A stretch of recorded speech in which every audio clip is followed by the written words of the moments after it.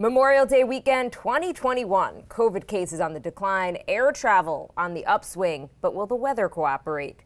The NBA has an unruly fan problem and some new dad advice for Carlo as we send him off to become a parent. Friday Need to Know. Let's go.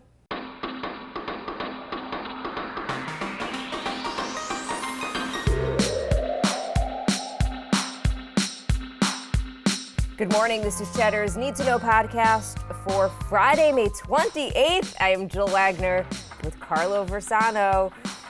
Oh, this is it, Jill. This is it. Well, happy Friday to you, Jill. Happy Friday to everybody out there. It's going to be a nice holiday weekend we've got in store. But before we start, just a quick announcement here. Our first playlist is here. It's out. It's live. It's now available to stream on Spotify. Becky and I finished it up last night. Little baby was dancing in her womb, listening to some of these songs. It was very funny. So this playlist, it's called Need to Know Presents Instant Summer. The link is in the show description. It's also on my Twitter and my Instagram, or you can just search for it on Spotify. It should show up there as a public playlist. So a couple things.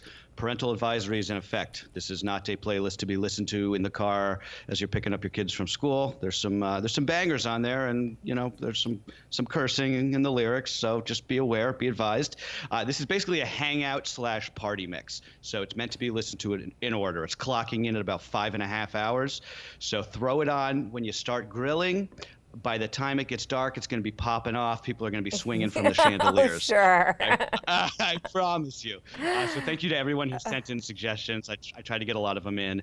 And feedback, welcome, as long as it's positive. I don't want to hear anything about how I didn't put any Elton John on or anything like that. Is there any Coldplay?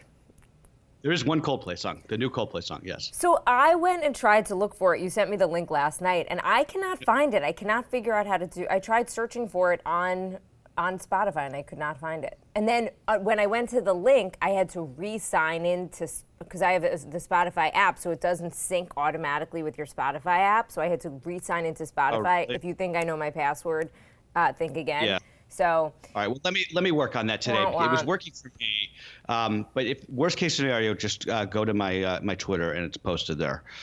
Okay, cool. Carlo, thank you for doing that. I can't wait to listen. Some other quick housekeeping. We're going to be dark on Monday for the holiday. Then the rest of next week and the week after, Carlo is out, so I'm going to be joined by Baker Machado and some other special guest host. The podcast is going to be a little delayed as well because of my day job, and I'm going to be writing the newsletter, so it's just everything's going to be a little crazy. So just don't fret if you don't see it first thing. It will be up there. I don't think we're going to do it Tuesday, though, because Baker's out, and it's my first day writing the newsletter. So I think Monday and Tuesday will probably be dark. Wednesday will be up, but Tuesday is debatable, so maybe look for it if it's there, great. Gotcha. But I'd say Wednesday and the rest of it. Cut Jill a little slack. Yes, out there. exactly. She's taken on a lot when I'm out. Okay, now let's get to some news here. Memorial Day weekend 2021 set to look a whole lot different and a whole lot better than last year's unofficial start to summer, when we were on the cusp of recording our 100,000th COVID death. Daily COVID cases going down about 20% a week as vaccinations continue. Air travel is expected to be 60% higher than it was this time last year. The Indy 500, known as the world's largest sporting event, will welcome a sold-out crowd of 135,000 fans on Sunday. The bad news, at least for some of us, is that the weather is going to be dreary, cool, and rainy for much of the Midwest and the Northeast throughout much of the weekend. It's always how it works, right? Get the beautiful weather during the week, and then it rains on the weekend. This was the nicest week in a really long time. It's been gorgeous. Yeah, we've had a really nice spring. Just on the COVID front here, a couple beats I want to mention. There were 2 studies this week that we didn't talk about that are very important here, suggesting that COVID immunity actually may last a whole lot longer than we thought, especially for people who were naturally infected rather than vaccinated. So it may be, and we don't know yet, but it may be that if you had COVID and then you get vaccinated, you won't actually need a booster. The rest of us likely will. We don't know yet, but that's just something to keep an eye on. Also, vaccine lotteries. Can we just mention these for a minute? Ohio announced the first winner last night or 2 nights ago. This 22-year-old girl, it's hilarious watching her. She's like, I was just driving down the street and the governor of Ohio called me and told me I won $1 million. He's making the calls himself? Yes, he literally is. Can somebody give this guy a prize, Mike DeWine, the Republican governor of Ohio? Can we get more Republicans like him in this country, please? I mean, as soon as that lottery was announced, vaccinations in Ohio spiked, and they've stayed elevated. I mean, it's incredible. This is just it's straight up incentivizing behavior, and it's working. Other states are doing this now too. California is launching a vaccination lottery. Prize there is $1.5 million, and there's been the scholarships to colleges. It's fantastic. So it reminds me of something my father-in-law says, which is, the answer is money. Now tell me your problem. And it basically works. It works in basically any occasion, but I think particularly here. That'd be a good tattoo. Speaking of money, President Biden's going to be unveiling his first budget today, and it's going to take the U.S. to its highest levels of federal spending since World War II. The $6 trillion budget incorporates the administration's stimulus bill, infrastructure plan, and mandatory spending on things like defense, Medicare, and Social Security. The budget would run a deficit of $1.8 trillion to finance the spending, despite a slew of new proposed tax increases, mostly on corporations. So even with the tax increases, it's still going to run a deficit? Yeah, that's So what do we just not care anymore about running a deficit? We're kind of just like, I think, whatever, our grandkids, our great-grandkids will eventually pay it back. Why don't why is this not a big deal anymore? Well, I think one of the reasons is because the effects of running a deficit haven't really made themselves apparent yet. So I think the Democrats' overarching theory now is just like this modern monetary theory of just sort of like spend, and worry about the deficit later, if at all. I learned yesterday, by the way, 35% of all U.S. currency that's currently in circulation was printed last year. That's amazing. But just as far as Biden proposing the budget today, general rule of thumb, right? When a politician announces something on a Friday before a long weekend, that's a good way of knowing that they don't want to draw attention to it. In this case, probably because of all the just the price tag, right? But this is the first step in the process that will get the infrastructure bill done. It has to go through budget reconciliation. There has to be a budget for that process to happen. So this sort of starts the clock on that. Republicans countered Biden's infrastructure proposal with a proposal of their own that came in under $1 billion yesterday. Democrats say that's a non-starter. They're going to go it alone on this thing. So I predict probably zero Republicans end up voting for this infrastructure bill, which in my opinion is a shame, because I think that if there's anything that we can all agree on in this country is just in massive investment here in America on things that we all use and need and our kids need. Before we move on from politics, this was kind of notable. Former House Speaker and one-time GOP Vice President VP candidate Paul Ryan, he criticized the party's allegiance to former President Trump in a speech last night. Ryan calling on Republicans to re-embrace traditional conservative values in the vein of Ronald Reagan. Ryan's entry into the GOP's civil war comes as Senate Republicans prepare to block an independent panel to investigate the January 6th Capitol riot. That's going to happen today. They're going to filibuster this that bipartisan panel. Paul Ryan, I mean, way to come out swinging, dude. He didn't even actually mention Trump by name. It was very thinly veiled. But I think that he's sort of yesterday's news in the current Republican Party. And this is also interesting and scary, frankly. This new poll from the Public Religion Research Institute came out yesterday, finding that QAnon is now more popular in America than some religions. Wow. 15% of Americans believe that, quote, patriots may have to resort to violence, end quote, to restore the country's rightful order. 20% of Americans think a literal biblical storm is going to come and sweep Donald Trump back into power. This is a real problem we've got on our hands here.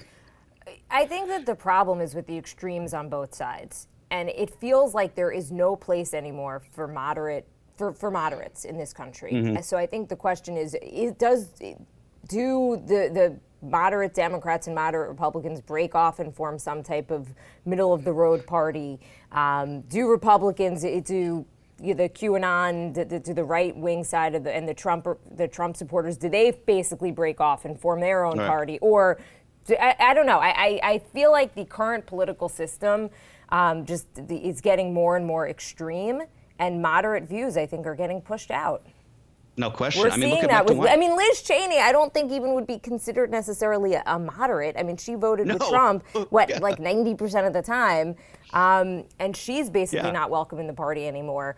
But on the left, the issues are there as well. There's not room for just kind of compromise and people who want to get stuff done and want to talk and work with the person from the other side. I don't know. It's a real problem. Look at Mike DeWine in Ohio. We were just talking about him. He's a great example. You'd think that a guy like that would be somebody you're talking about for presidential ambitions in 2024, right? Technocratic, moderate governor of a reddish state in sort of Rust Belt of America. Yeah. He's doing work to actually get COVID under control with really interesting ideas, and nobody even talks about him, right? No, but it's like we point to Republicans, and rightfully so, because there's clearly an identity crisis going on in the Republican Party. Right. And is it going to be the party of Trump, or is it not going to be the party of Trump? But I think Democrats equally have, not equally or not equally, I think Democrats also have to figure out who they are. Is it the squad? Is it, or is it the progressives? Or there are people who feel like, I stand with democratic values, but maybe they don't want to run up the credit card for the government. And AOC at one point was pitching, she didn't think Biden's infrastructure plan went far enough. She wanted $10 trillion for an infrastructure plan. So where does it go? I don't know. It just feels like the people who feel just kind of middle of the road people, moderates, can't we all just get along? There's just no room for any of that anymore in American politics. Switching gears, Carlo, because I feel like we should not go into so much politics on this podcast, especially on the Friday before you're going off to become a dad. The fans are back for the NBA playoffs, and they're quite rowdy, too rowdy in some cases. 3 teams have actually banned spectators from their arenas this week. The Knicks indefinitely barred a fan from Madison Square Garden for spitting on Hawks guard Trae Young during Wednesday's game. The Sixers also banned and revoked the season tickets of the fan who dumped popcorn on Russell Westbrook of the Wizards as he was walking off the court with an ankle injury. In that incident, Westbrook had to actually be physically restrained from going after the person. And the Jazz banned 3 people who reportedly made lewd and racist remarks to the parents of Grizzlies star Ja Morant as they watched their son play. What is happening? Have we just basically forgot how to behave in public at this point? I think that's it. I mean, look at what we're talking about with airplanes and all the fights on airplanes. You see that video of the woman? The video came out yesterday of the woman beating up that Southwest flight attendant. Like, what? Everyone is really needs to just take it down a notch here, right? But first of all, I think NBA players should probably be allowed to fight one fan a game, but only if they're asking for it. In this case, which these people all were. Carlo? Yeah. Does anyone remember Malice in the Palace? Was that just me back when I was in college when Ron Artest went after those guys in Detroit?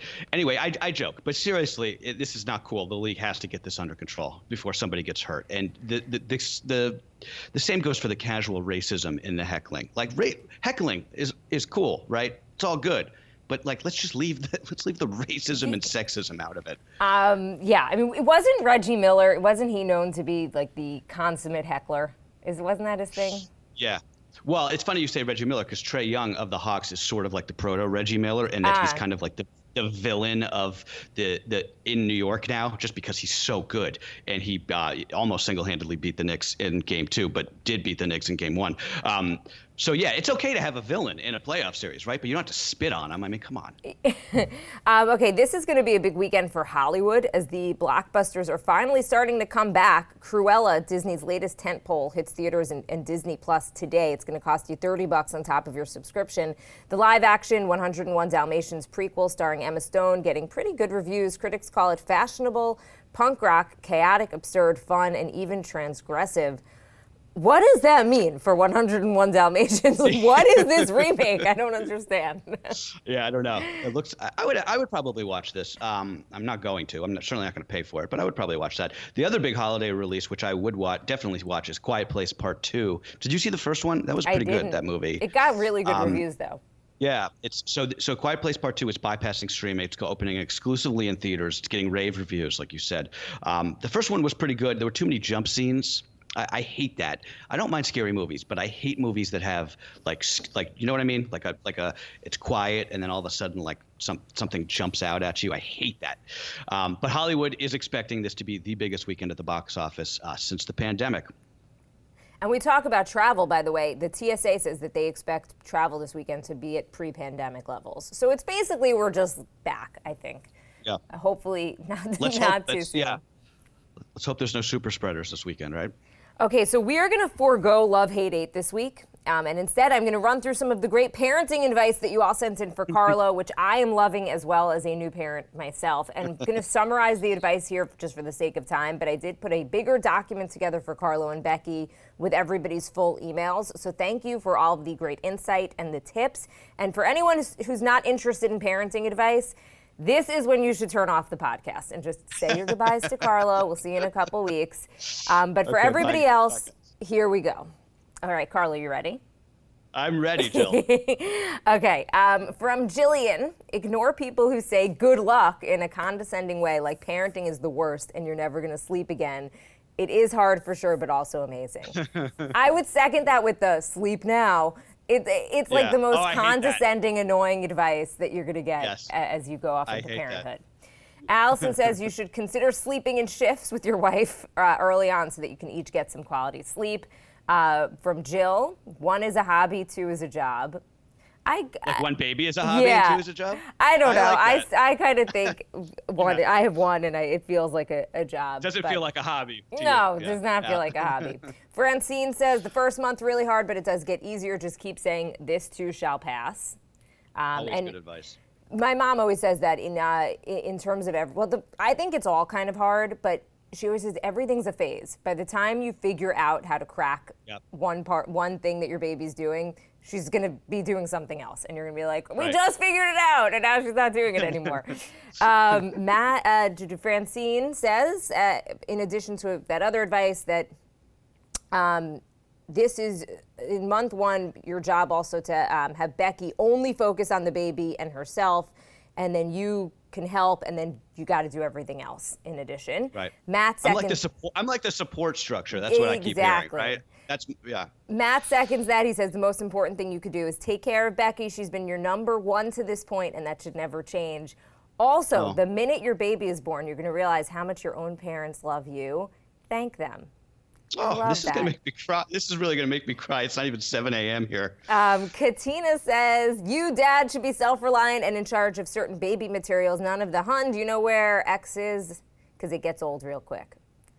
Becky, like while she's in her only nap of the day, do you know where I can find the diaper cream? Yeah, that's a good point. Let's see. From Holly, she says she has a 1 and almost 3-year-old. Again, she says, not just this general advice of take care of Becky, but also just anticipating her basic needs like thirst and hunger. Sue says her tip for families with older children, start a kids' night tradition. She said that she has 2 children, a son and a daughter, Thursday evenings each week. She took one out to dinner, her husband took the other, and as they look back on it, one of their fondest memories. Rebecca says, take all the advice that you get and put it in a bubble in the back of your mind because it's overwhelming and confusing. But you are going to find yourself in a situation where you think, what the heck is happening? What am I supposed to do? And at that time, just try to go to that plethora of advice that you stored away and find something that works. Some practical advice here from Jordan. If your baby's crying through the night and nothing seems to be working, get your baby's shirt that they slept in the night before. For whatever reason, the smell of the previous night's shirt soothes them. Trisha recommends Dunstan Baby. It's a woman who researched all of the sounds babies make from 0 to 3 months, regardless of their native culture. And there are 5 sounds offhand that determine their needs: gas, poop, cold or uncomfortable, hungry and tired. Interesting. I'd heard of this, I think, but never did it. Amy, who's a mother of a 1.5-year-old and also a NICU nurse. So this is someone you should listen to. She says establish shifts for the first few months of life so you could put aside time to have a somewhat restful night's sleep. And then she also says no such thing as too much diaper cream. And I will agree with that. Stock up on the Aquaphor. Raul says, don't fall asleep before your wife ever. And also don't buy any clothes with buttons. Zippers are your savior. I've heard that. I've 100%. You may have told me that, actually, I think. So I didn't come up with it because someone told me, and it was like, what are these buttons? I cannot button this onesie at 3 a.m. or even at a normal hour. Right. Just zip it up. It may look really cute. It may look really cute with the little buttons, but you don't want to be dealing with that when you got a colicky baby, right? Exactly. Fatima says no such thing as the right number of pacifiers to buy. It's true. Babies always lose them, and you're probably going to be too tired to look in the crib. So always have extra. They also have glow-in-the-dark ones for nighttime. Oh, cool. So that's actually, we put like 4 pacifiers in Alex's crib, because then when she needs one, she could find it and she doesn't have to scream for us. Nice. Okay, George, who has a 3-year-old and a 1-year-old and still says he's pretty new to it, says his advice is to not let people worry you when they say things like you won't get any sleep. They're not wrong, but the things that everyone experiences and loves about new parenthood are much harder to express. Holding a baby in your arms, awe-inspiring and love-creating. The hard work is real, but it's all worth it. Very true. Ridgely says, my older sister's words of wisdom for me when I was a few months into being a father were, the mom's job is 100% being a mother, the dad's job 50% being a father, 50% being a husband. Like that. Sarah says, create a solid schedule. Kids love routines. Don't compare them to other kids. And this I thought was funny. She says, don't name your baby Sarah, because you guys always talk about how horrible it would be to name your child Alexa with Amazon Alexa. But every time someone answers the phone with, hi, Sarah, Siri says, how can I help you? I thought that was really funny. That's good. Another Sarah says, I don't have any solid advice. I'm not a parent, but don't be surprised if your daughter moves back home at 28 and is still there at 31. I might be speaking from experience as the daughter. I love that. Marion says, take a deep breath when times get tough and know that this will pass. Your heart will never be the same. So full of love for this unbelievable brand new person. Ed says, let yourself mourn the loss of your old lifestyle. Don't feel guilty if sometimes you miss your old life. And he also says, put your phone away. Don't worry about capturing the perfect photo or video. Just keep your phone in your pocket, relax, enjoy being in the moment with your wife and your daughter. I love that. I'm advice. guilty of not doing that. Jessica says, make an egregious error, diapering the baby in the middle of the night so that your wife will never ask you to do it again. Just kidding, sort of. Love that. Julie says, be a dad with whom she'll always feel completely safe from infancy through adulthood with your words, attitude, and actions. Okay, this I liked from Hannah, who is a nanny and wrote in. I love this because this is tough. Accept help, whether that means you need a nanny, a grandparent, cousin, sister, whatever it is. Help is not a bad thing. It doesn't mean you're a bad parent or can't handle your own kids. It just means you're smart and understand that kids are raised by every single person who interacts with them, and you'll still always have the final call and be the person that they go to for love, hugs, and permission to go to Kelly's house for the 10th night in a row because their dad is making a better dinner than you. You're still going to be number one in their eyes. You're just going to be a little less tired and overwhelmed. I really like that because it's something that I struggle with, and as a working mom, I've always had help, not only from my husband who does everything, but also from nannies, and it's you do feel guilty, like, shouldn't I be doing this? Right. Okay, almost done. Sherry says, I never had any kids, so no advice there, but I would recommend that you and Becky model a loving couple to her. Never say anything deliberately hurtful to each other. I believe the best gift parents can give is showing their child how two adults who love each other cooperate, compromise, work together, and treat each other with respect, even if they're arguing. From Anne, on the days when your baby has been especially challenging and you're exhausted, go to the room and watch them sleep for a few minutes. They are so angelic that it's hard to stay frustrated. And it also comes in clutch, she says, during the teen years. And from Christian, he says when his son was about to be born, he told his own dad that he wasn't ready. And his dad said the same thing that he said his father had told him. Nobody is ready to have a kid. You can read as many books as you want, but in the end, what matters is on-the-job training. And I totally agree. There's not that much you could do to prep. You just gotta, you'll do it. Just do it. Wow. God, Jill, I'm really actually like on the verge of tears. It was so sweet of you to compile this and everyone to write in. Seriously, that's just so nice of everybody. Like, truly. Aww. It's just I really love that we've built this little community with this little podcast that we do. It just makes me so happy, and just thank you guys so much, really. I loved all of these emails. They were all awesome. The advice is great. I was thinking, what is my one piece of advice to you? And I feel like I still need so much advice. I will say this. It was told to me, and I said this a few weeks ago on the podcast, and it was something that one of our colleagues had said, which is, you can't F it up. You got it. Don't worry. It's really hard. But as long as you just love your baby and keep her alive, that's it. That's all you got to do. That's it. I appreciate that. Well, I'm going to do my best.